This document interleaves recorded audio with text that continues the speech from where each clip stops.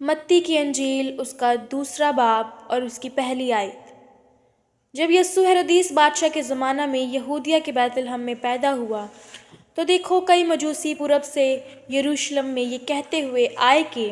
یہودیہ کا بادشاہ جو پیدا ہوا ہے وہ کہاں ہے، کیونکہ پورب میں اس کا ستارہ دیکھ کر ہم اسے سجدہ کرنے آئے ہیں۔ یہ سن کر ہیرودیس بادشاہ اور اس کے ساتھ یروشلم کے سب لوگ گھبرا گئے، اور اس نے قوم کے سب سردار، کاہنوں اور فقیہوں کو جمع کیا۔ ان سے پوچھا کہ مسیح کی پیدائش کہاں ہونی چاہیے۔ انہوں نے اس سے کہا، یہودیہ کے بیت لحم میں، کیونکہ نبی کی معرفت یوں لکھا گیا ہے کہ اے بیت لحم یہودیٰ کے علاقے، تو یہودیٰ کے حاکموں میں ہرگز سب سے چھوٹا نہیں، کیونکہ تجھ میں سے ایک سردار نکلے گا جو میری امت اسرائیل کی گلہ بانی کرے گا۔ اس پر ہیرودیس نے مجوسیوں کو چپکے سے بلا کر ان سے تحقیق کی کہ وہ ستارہ کس وقت دکھائی دیا تھا، اور یہ کہہ کر انہیں بیت لحم کو بھیجا کہ جا کر اس بچے کی بابت ٹھیک ٹھیک دریافت کرو، اور جب وہ ملے تو مجھے خبر دو تاکہ میں بھی آ کر اسے سجدہ کروں۔ وہ بادشاہ کی بات سن کر روانہ ہوئے، اور دیکھو جو ستارہ انہوں نے پورب میں دیکھا تھا وہ ان کے آگے آگے چلا، یہاں تک کہ اس جگہ کے اوپر جا کر ٹھہر گیا جہاں وہ بچہ تھا۔ وہ ستارے کو دیکھ کر نہایت خوش ہوئے، اور اس گھر میں پہنچ کر بچے کو اس کی ماں مریم کے پاس دیکھا، اور اس کے آگے گر کر سجدہ کیا، اور اپنے ڈبے کھول کر سونا اور لبان اور مر اس کو نذر کیا،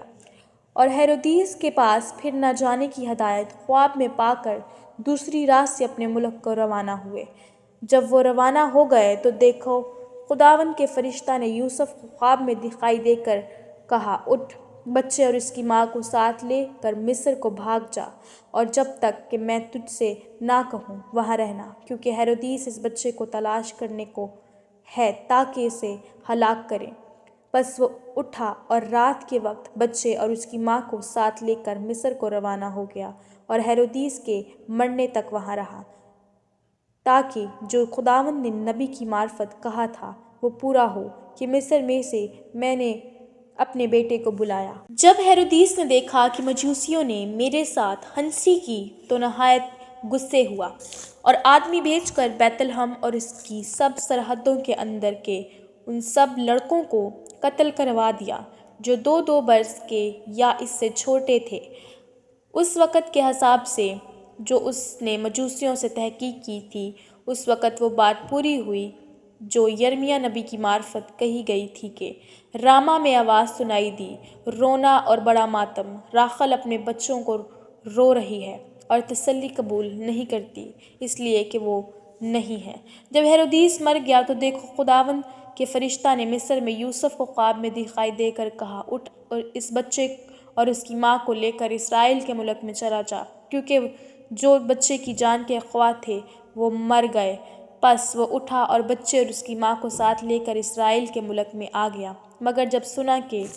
رخلاؤس اپنے باپ ہیرودیس کی جگہ یہودیہ میں بادشاہی کرتا ہے تو وہاں جانے سے ڈرا، اور خواب میں ہدایت پا کر گلیل کے علاقے کو روانہ ہو گیا، اور ناصرت نام ایک شہر میں جا بسا، تاکہ جو نبیوں کی معرفت کہا گیا تھا وہ پورا ہو کہ وہ ناصری کہلائے گا۔ متی کی انجیل اس کا تیسرا باب۔ ان دنوں میں یوحنا بپتسمہ دینے والا آیا اور یہودیہ کے بیابان میں یہ منادی کرنے لگا،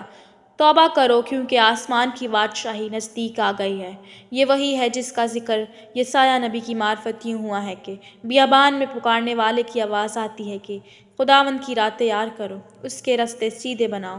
یہ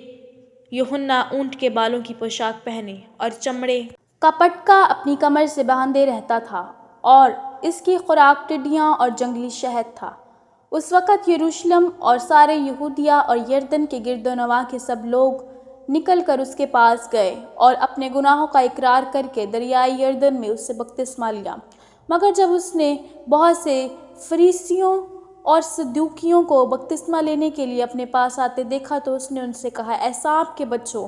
تم کو کس نے جتا دیا کہ آنے والے غضب سے بھاگو؟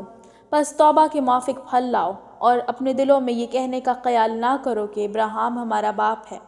کیونکہ میں تم سے کہتا ہوں کہ خدا ان پتھروں سے ابراہیم کے لیے اولاد پیدا کر سکتا ہے۔ اور اب درختوں کی جڑ پر کلہاڑا رکھا ہوا ہے، بس جو درخت اچھا پھل نہیں لاتا وہ کاٹا اور آگ میں ڈالا جاتا ہے۔ میں تو تم کو توبہ کے لیے پانی سے بپتسمہ دیتا ہوں، لیکن جو میرے بعد آتا ہے وہ مجھ سے زوراور ہے، میں اس کی جوتیاں اٹھانے کے لائق نہیں۔ وہ تم کو روح القدس اور آگ سے بپتسمہ دے گا، اس کا چھاج اس کے ہاتھ میں ہے، اور وہ اپنے خلیان کو خوب صاف کرے گا